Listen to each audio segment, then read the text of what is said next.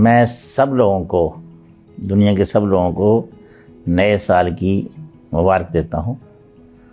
और हम सब यही बोलते हैं कि wish you healthy, happy and prosperous new year. तो आप हेल्दी होंगे, स्वस्थ होंगे, तभी आप हैप्पी रह सकते हैं, खुश रह सकते हैं, तभी आप पीसफुल रह सकते हैं।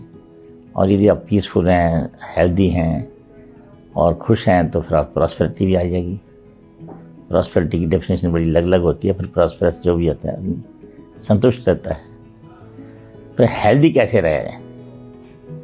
हेल्दी रहने के लिए बड़ा ज़रूरी है कि एक जो हमारा लिविंग स्टाइल है वो हेल्दी होना चाहिए। और हेल्दी लिविंग स्टाइल क्या होता है? खाना पीना हमारा अच्छा खाना, एक नेचुरल भोजन जो स्वस्थ भोजन है वो खाना चाहिए। उसको तो बड़ा लेक्चर हो सकता है, पर आप उसके यूट्यूब भरा हुआ है कि स्वस्थ खाना क्या होता है। उसके बाद काम पर बड़ी टेंशन फ्री रहो।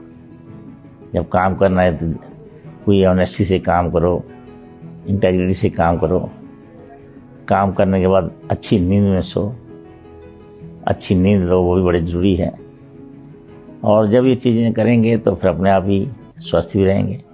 योगा करो, एक्सरसाइज करो, ये सारे पार्ट हैं लाइफ के, और सिंपल पार्ट हैं। ज़िंदगी में तो कुछ देना सीखो, लेना कम सीखो, और इस तरह आप स्वस्थ रह सकते हैं। मैं थोड़ा सा ये कह सकता हूँ कि कई बीमारियाँ जो है प्रिवेंटेबल होती हैं, या उनका पूरा 100% प्रिवेंशन नहीं कर पाएँ, उनका यदि वर्डन कम हो जाए तब भी राष्ट्र के लिए भी ज़रूरी है। और डायबिटीज़ और हाई ब्लड प्रेशर के बारे में बात कर लेता हूँ। ये बड़ी लाइफस्टाइल डिजीज़ है, अपार्ट फ्रॉम जेनेटिक पार्ट ये है। और इन दोनों बीमारियों को ये खाने के अलावा stress, salt and sweet sugar ये बिल्कुल कम मात्रा में होनी चाहिए। किलर्स हैं, तो यदि आप स्ट्रेस फ्री रह सकते हैं, सॉल्ट कम मात्रा में लेते हैं और शुगर भी मिनिमम लेते हैं, तो काफ़ी इस बीमारियों का जो बर्डन है वो कम हो सकता है। ये दो बीमारियाँ ऐसी हैं जिनसे किडनीज, हार्ट और ब्रेन के स्ट्रोक होते हैं, हार्ट फेलियर होती हैं, हार्ट अटैक होते हैं, किडनी अटैक होते हैं। सिमिलरली अगला वाइटल ऑर्गन है लिवर, उसमें जो प्रिवेंटेबल डिजीज़ है, जो प्रिवेंट कर सकते हैं, वो सबसे उसका जो कॉमन कारण है वो है अल्कोहल, शराब पीना। तो शराब भी होना चाहिए, वो शराब के ऊपर रोक लाना ज़रूरी है, एक कम मात्रा में, या उसमें मैं कहूँगा जो हेल्दी ड्रिंकिंग है वो अलाउड होनी चाहिए। पर अनहेल्दी ड्रिंकिंग फैमिली के लिए भी ख़राब है, अपने लिए तो ख़राब है ही। फिर एक लंग्स अपने बड़े इम्पोर्टेंट हैं। चलो अब पोल्यूशन की बात तो अलग है, वो जरा बड़ी लार्ज स्केल पर नेशनल प्रोग्राम है, पर स्मोकिंग तो आप छोड़ ही सकते हैं। स्मोकिंग से आपको ही नुकसान नहीं होता है, जो आपके साथ लोग रहते हैं या बैठे होते हैं उनको भी नुकसान होता है। और कैंसर, लंग कैंसर का सबसे बड़ा कारण जो है वो स्मोकिंग है। ऐसे कई टिप्स हैं, मैं छोटे ही टिप्स दे दिए कि अपने आप को हेल्दी रखो, और आप यही मैं कहूँगा स्वस्थ रहें। सर गंगाराम हॉस्पिटल एक मशहूर है इस चीज़ के लिए कि एथिकल हेल्थ केयर के लिए।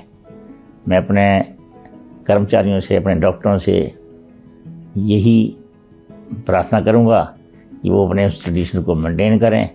और एक बीमारियाँ तो प्रिवेंट होंगी, पूरी ख़त्म नहीं होगी ना, तो हॉस्पिटल तो रहेंगे। तो उसके लिए जितने भी अस्पताल, बड़े बड़े अस्पताल हैं, चाहे गंगाराम में कोई भी है, उनको लोगों को एथिकल हेल्थ केयर देनी चाहिए, जो बिल्कुल एक लोगों का एक भरोसा से उठ गया है। हॉस्पिटलों पर, स्पेशली प्राइवेट हॉस्पिटल को सोचते हैं कि ये केयर नहीं करते हैं, पैसे लूटते हैं। गवर्नमेंट हॉस्पिटल को कहते हैं कि यहाँ परवाह नहीं होती है। तो दोनों तरह से दोनों लोग दोनों हॉस्पिटल से खुश नहीं हैं। तो कहीं ना कहीं बैलेंस करना होगा इसको भी। और बस यही मैं कहूँगा कि हॉस्पिटल के लिए ज़रूरी है, हम अपनी तरफ से पूरी कोशिश करेंगे कि लोगों की सेवा में जुटे रहें। सिर्फ बीमारियों का इलाज नहीं करें, सिर्फ बीमारियों की रोकथाम में हम पार्टिसिपेट करें। और जो हमारे हॉस्पिटल की ट्रेडिशन है कि हम समाज की सभी वर्गों को देखते हैं।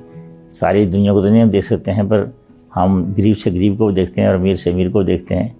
ये प्रथा हमारे अस्पताल की कंटिन्यू रहेगी। धन्यवाद आपका। है।